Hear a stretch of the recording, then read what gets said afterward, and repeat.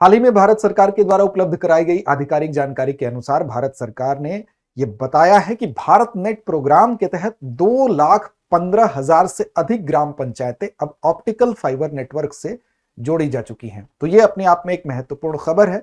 और ग्रामीण क्षेत्र में अगर हम बात करें तो डिजिटल कनेक्टिविटी की बात हो या डिजिटल इंफ्रास्ट्रक्चर की बात हो, उसकी मजबूती की तरफ यह खबर संकेत कर रही है। इसके अलावा यह भी इसमें कहा गया कि 5G सेवा हो, चाहे सार्वजनिक वाईफाई हो या क्लाउड इंफ्रास्ट्रक्चर के साथ साथ डिजिटल प्लेटफॉर्म्स हो, इन सारे क्षेत्रों में भी महत्वपूर्ण प्रगति देखने को मिली है। तो इन सारी खबरों के बीच में जो आधिकारिक बात कही गई है भारत सरकार के द्वारा, उसमें केंद्र में क्या आता है? तो वो आता है भारत नेट। तो आज हम चर्चा करेंगे कि भारत नेट प्रोग्राम के तहत ही सफलता को अगर पाने की बात कही जा रही है तो सबसे पहले बात करेंगे भारत नेट प्रोग्राम की, उसके बाद नजर डालेंगे आंकड़ों के ऊपर। देखिए, भारत नेट अगर प्रोग्राम की बात करें तो ये प्रोग्राम बेसिकली ग्रामीण ब्रॉडबैंड योजना है, यानी कि गांवों को जो हाई स्पीड इंटरनेट है उससे जोड़ने के लिए, वो सुविधा मुहैया कराने के लिए इस योजना की शुरुआत की गई। वर्ष 2011 में जब ये योजना शुरू की गई तब इसका ये नाम नहीं था। तब उसका नाम क्या था? तो राष्ट्रीय ऑप्टिकल फाइबर नेटवर्क इसका नाम था, यानी NOFN के नाम से ये जानी जाती थी। फिर इसका नाम वर्ष 2015 में बदलकर क्या कर दिया गया? भारत नेट कर दिया गया। उद्देश्य क्या है? तो उद्देश्य यही है कि जो भारत की सभी ग्राम पंचायतें हैं उन सारी की सारी ग्राम पंचायतों को 2.5 लाख 2.50 जो ग्राम पंचायतें हैं उनको कनेक्ट कर दिया जाए high speed optical fibre network से, जिससे कि वहां भी इंटरनेट की बेहतर सुविधा मिल सके। और वहां के लोग, यानी कि हमारे जब गांव इंटरनेट से कनेक्ट होंगे तो वहां पर ई एजुकेशन यानी कि ई शिक्षा या ई हेल्थ, ई स्वास्थ्य या ई गवर्नेंस या वित्तीय समावेशन, ये सारी चीजें सशक्त हो सकेंगी, मजबूत हो सकेंगी। भारत ब्रॉडबैंड नेटवर्क लिमिटेड जो है वो इसका क्या करता है? कार्यान्वयन करता है। और साथ साथ इसको फंडिंग किससे मिलती है? तो ये भी याद रखेंगे कि डिजिटल भारत निधि से इसको फंडिंग की जाती है। तो ये जिसकी हम बात कर रहे हैं कि भारत की प्रमुख ग्रामीण ब्रॉडबैंड योजना है भारत नेट, जो इसका नाम बदलकर वर्ष 2015 में किया गया था। इसी के द्वारा जो काम किया गया है उसी की उपलब्धि पर आज चर्चा होनी है। तो देखिए, भारत का डिजिटल बुनियादी ढांचा प्रगति और आधुनिकीकरण की ओर जो बढ़ता कदम है उसी के ऊपर ये चर्चा है। चर्चा ये है कि अब जरा सा डाटा की बात कर लेते हैं। तो दरअसल इसमें यह बताया गया है कि सबसे पहले बात की जा रही है ऑप्टिकल फाइबर नेटवर्क को लेकर, जिससे जोड़ने की बात हो रही है। तो इसमें यह डाटा बता रहा है कि वर्ष 2019 में जहां पर 19.35 लाख रूट किलोमीटर का मतलब होता है एक जगह से दूसरे जगह की जो डिस्टेंस होती है उसको मापा जाता है, न कि उसके बीच में खपत होने वाली ऑप्टिकल फाइबर को। तो रूट किलोमीटर का मतलब सिर्फ दूरी को अगर देखा जाए तो जहां वर्ष 2019 में 19.35 लाख रूट किलोमीटर तक ये आंकड़ा था, वही अब वर्ष 2025 में बढ़कर 42.36 lakh route kilometre optical fibre network जो है वो विस्तारित हो चुका है। तो पहला तो ये है, एक उल्लेखनीय बात है।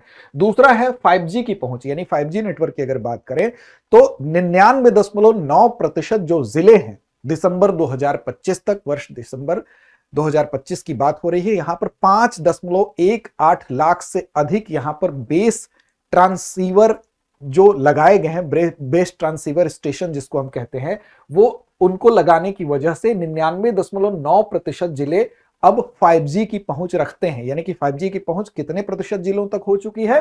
तो दिसंबर 2025 तक 5.18 लाख से अधिक BTS स्थापित किया गया, जिसकी वजह से 99.9% जिलों में 5G की पहुंच हो चुकी है। इसके अलावा सार्वजनिक वाईफाई के संदर्भ में भी आंकड़ा ये कह रहा है कि जो सार्वजनिक वाईफाई यानी कि PM वाणी के तहत जो उपलब्ध कराया जाता है, फरवरी 2026 तक आते आते 4,09,111 पब्लिक वाईफाई हॉटस्पॉट स्टैब्लिश किए गए। और यह भी एक बड़ा आंकड़ा है PM वाणी के तहत ग्रामीण क्षेत्रों में कैसे सस्ती इंटरनेट सेवा मुहैया कराई जा सके, इसी के लिए यह प्रयास किया गया है। तो यह भी यहां पर डाटा बताया गया है, 4,09,111 सार्वजनिक वाईफाई हॉटस्पॉट स्टैब्लिश कर दिए गए।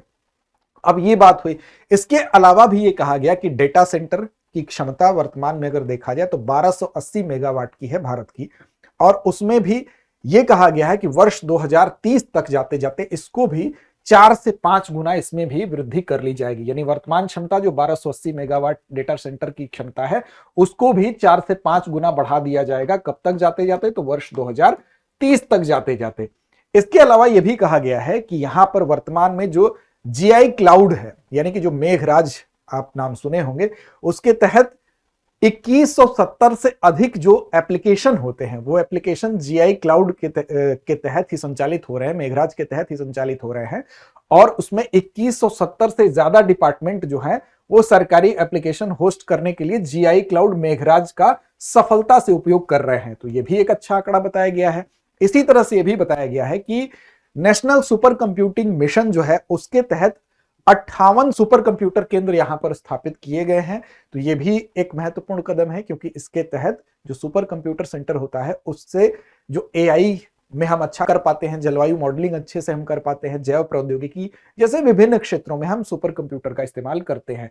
तो यह भी एक बात कही गई है कि अत्याधुनिक सुपर कंप्यूटर जो है वो भी क्षमा करिएगा 58 38 है, ध्यान रखिएगा 38 है, 38 अत्याधुनिक सुपर कंप्यूटर स्थापित उसके लिए किए गए हैं, जिनकी क्षमता कितनी है तो 44 पेंटाफ्लॉप्स क्षमता के साथ अब ये विभिन्न क्षेत्रों में उपयोगी होंगे। अब देखिए ये तो पूरे का पूरा डाटा हो गया, और ये सारी सफलता किसके माध्यम से मिल रही है तो भारत नेट प्रोग्राम के माध्यम से मिल रही है। अब इसका अर्थव्यवस्था पर क्या प्रभाव पड़ेगा, भारतीय समाज पर क्या प्रभाव पड़ेगा, उस पर भी एक नजर डालते हैं। दरअसल भारत दुनिया के सबसे ज्यादा सस्ते डेटा बाजार में अब शामिल हो गया है। इसका पहला तो प्रभाव यह भी है, क्योंकि आप अगर देखेंगे तो वर्ष 2014 में जहां 1 GB डेटा पर जो खर्च की लागत थी वो कितनी थी, लगभग 269 रुपए थी, और वो मौजूदा समय में अगर आप देखें तो 8 से 10 रुपए तक हो गई है। तो एक तो ये हो गया विश्व के अगर अन्य जगहों के देशों की तुलना करेंगे तो जो सबसे सस्ते हैं जहां पर डेटा की कीमत है उनमें भारत अब शामिल हो गया है। नवंबर 2025 का आंकड़ा यह कहता है कि ब्रॉडबैंड सब्सक्रिप्शन के मामले में 100 करोड़ से अधिक ब्रॉडबैंड सब्सक्रिप्शन हो चुके हैं, जबकि 10 साल पहले अगर आप जाते हैं तो 10 वर्ष पूर्व का आंकड़ा यह कहता है कि हम केवल 13.15 करोड़ ब्रॉडबैंड सब्सक्रिप्शन रखते थे। इसके अलावा डिजिटल पब्लिक इंफ्रास्ट्रक्चर काफी बेहतर हुआ है, और साथ साथ डिजिटल लेन देन हो या वित्तीय समावेशन हो या सेवा वितरण हो, ये सभी क्षेत्र बेहतर हुए हैं। तो उसमें कहीं ना कहीं भारत नेट जो प्रोग्राम है उसकी एक अहम भागीदारी है, अहम उसका रोल है। इसके अलावा अगर आप देखें ग्रामीण परिप्रेक्ष्य में बात करें विशेष रूप से, तो ग्रामीण जो क्षेत्र है उसकी बाजार तक पहुंच आसान हुई है। इसके अलावा शिक्षा की बात करें तो दूर दराज पहाड़ी क्षेत्रों में, जंगली क्षेत्रों में भी लोग इंटरनेट की वजह से बेहतर शिक्षा प्राप्त कर रहे हैं। कई बड़ी परीक्षाओं में सफलता अगर मिली है तो ऑनलाइन शिक्षा का एक महत्वपूर्ण रोल है उसमें। इसके अलावा अगर आप देखें बाजार तक पहुंच के अलावा ग्रामीण आजीविका के सशक्त होने में भी इसका महत्वपूर्ण रोल है।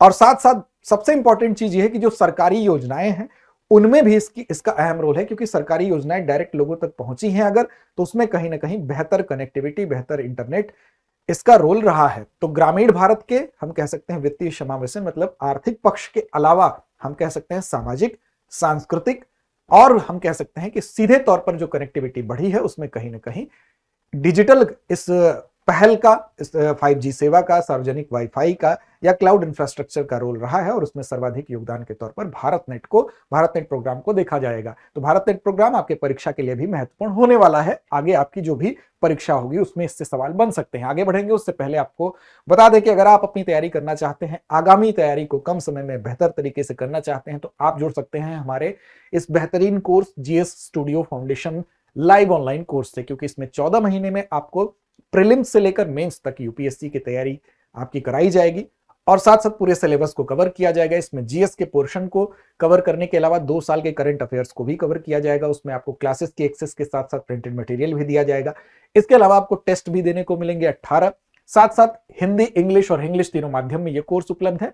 इसके अलावा अगर बात करें तो यहां पर जो फीस आप देते हैं, मौजूदा फीस इसकी है 34,999। इसमें आपको डिस्काउंट मिलेगा अगर आप लगाएंगे AMITABH अमिताभ कूपन कोड, तो इसमें आपको छूट मिल जाएगी। अब इस छूट के अलावा आपको लाभ और क्या होगा, अभी जो भी फीस आप देंगे इस कोर्स को लेने के लिए, इन फ्यूचर अगर आप ऑफलाइन बैच में आते हैं तो वो पूरी की पूरी फीस एडजस्ट कर दी जाएगी। इसके लिए आपको क्या करना होगा, तो सबसे पहले आप जाइए और आप डाउनलोड कर लीजिए दृष्टि लर्निंग ऐप, और वहां पर इस कोर्स की डिटेल भी आप देख सकते हैं, जीएस स्टूडियो फाउंडेशन कोर्स, और साथ साथ वहीं से आपको बाई का ऑप्शन आएगा, वहां पर अमिताभ कूपन कोड इस्तेमाल करिए और डिस्काउंट का लाभ उठाइए। अब आते हैं अभ्यास प्रश्न पर। आज का प्रश्न छोड़ते हैं आपके जिम्मे। प्रश्न है कि भारत नेट परियोजना के अंतर्गत लगभग कितने ग्राम पंचायतों को इंटरनेट से जोड़ा गया है। विकल्प ए 1 लाख, विकल्प बी 1.5 लाख, विकल्प सी 2.15 लाख या विकल्प डी 3 लाख। तो इस प्रश्न का जवाब कमेंट बॉक्स में दीजिए। चैनल से नहीं जुड़े हैं तो सब्सक्राइब कर लीजिए। इसके अलावा आप जुड़ सकते हैं हमसे टेलीग्राम पर भी, दृष्टि आईएएस यूट्यूब नाम से हम वहां भी उपलब्ध हैं। तो लड़ते रहिए, अपने लक्ष्य की ओर बढ़ते रहिए। अब एग्जाम की तैयारी को और बेहतर करने के लिए हमारे चैनल को लाइक, शेयर और सब्सक्राइब करना ना भूलें।